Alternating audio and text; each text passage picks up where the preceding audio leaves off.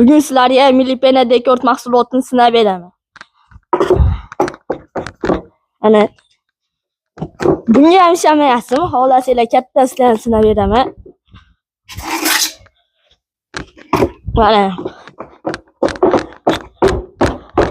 Hech nima bo'lgan yo'q, aka. Kelib olaverasizlar.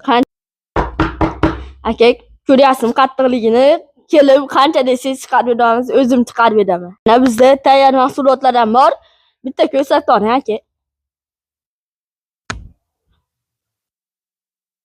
Mushkalarni qarang, bitta o'zim setganman, to'ldirib olganman, ko'rsatmasi uyat olib ketadi deb. To'xtang, boshqatdan esingiz ham ko'ryapsizmi aka, tepada joy yo'qligi uchun pastga ham to'ldirib olganman.